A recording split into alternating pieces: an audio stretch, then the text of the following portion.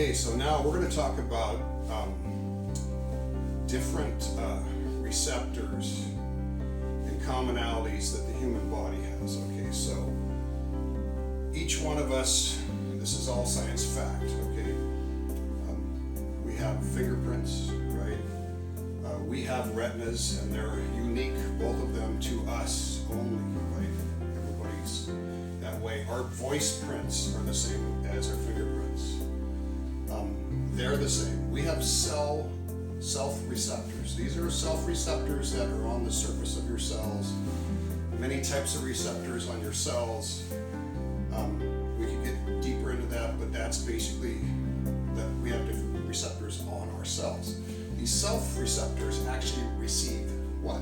They're receiving yourself, okay? So basically, the best way for me to explain this to you is when they go for organ transplants, they have to match. It's like a puzzle, it's like a fingerprint. They're unique to you, and they match the closest person that has that pattern on the self-receptor. So your body doesn't reject it. Okay, this is science fact.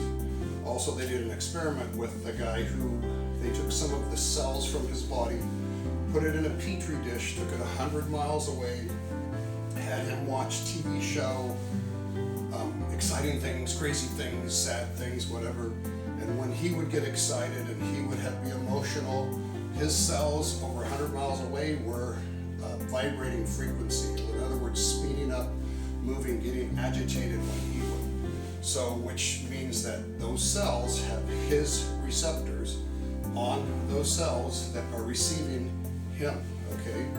So, this is all unique to the human body. All of this is having these receptors, right? And your fingerprints and your voice print and your retina and all that. So also, every person has their own frequency, okay?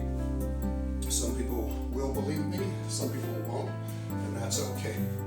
But if you believe that you're a soul or a conscious entity, which quantum mechanics and physics proves, okay, that we are, okay, and there is a creator or creators, we don't know, but this is science is the best that we know it in modern science, and this is also modern cellular biology, okay? So anyway, with that said, talking about all this and the self-receptors, where does this go?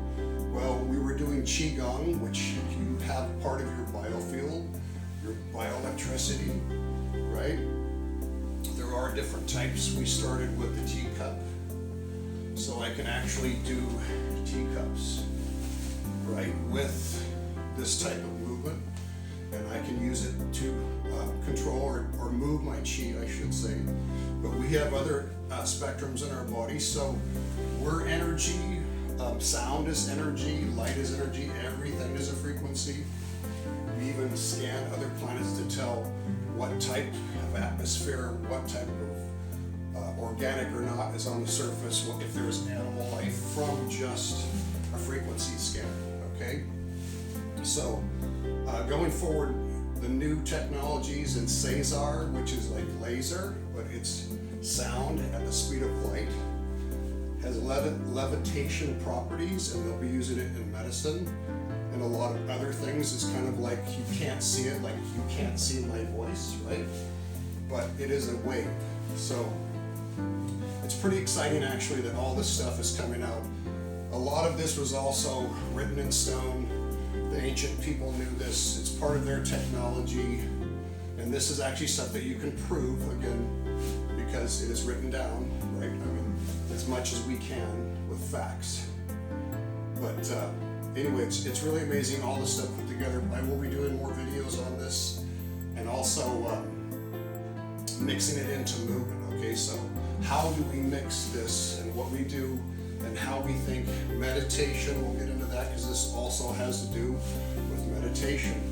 There's different types in doing that, okay? So again, thanks for watching, and we'll be doing more videos.